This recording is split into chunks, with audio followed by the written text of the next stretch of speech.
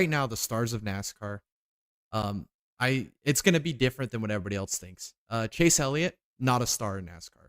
He is not a people person. He's not a personality, and He's Hollywood. him and Ryan Blaney are Hollywood, and they don't want to do it. Yeah. They don't want to take Yeah. that step and be that for the sport. So they're not the stars of NASCAR.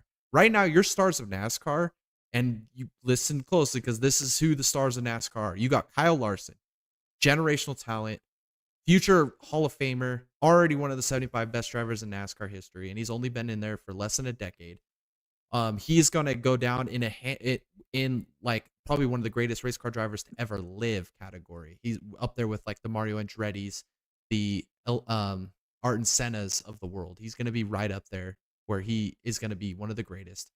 And then you also have William Byron. He is the next Jeff Gordon. Mark my word, he's going to have 80 plus wins by the time he retires. Him and Lart hit the Yeah. only thing that's going to prevent him from hitting like 100 plus wins is the fact that he's got teammates with Kyle Larson, who's going to steal a lot of wins from him. But we've seen this year, he's been able to compete with Larson on a very consistent basis and actually has won races that Larson hasn't been able to.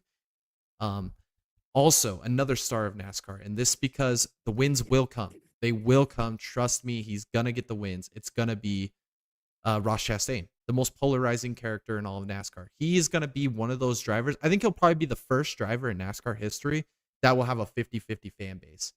He will have 50% of the fan base will absolutely love him to death and will go to war for him. And he'll have 50% of the fan base that will absolutely hate him and never want to see him do good.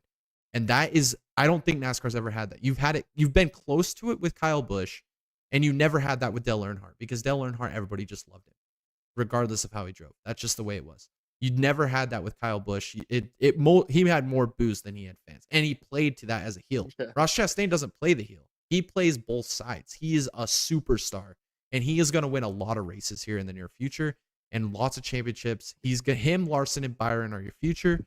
Also, Ty Gibbs, like you've mentioned before. This guy is a generational talent. We've never seen him in bad equipment. I don't think he ever will have to drive bad equipment because he gets the results.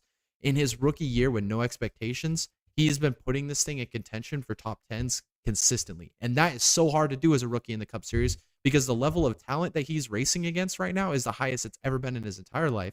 Racing a car that everybody has a year advantage on him in learning. And he is out here getting solid results, running with his teammates, and on occasions outperforming his teammates.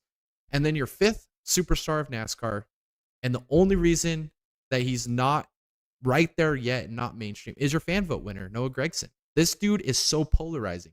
He's going to be the future Kyle Busch. He's going to have all the haters in the world. And what's good about him is his celebration and his personality is just over the top.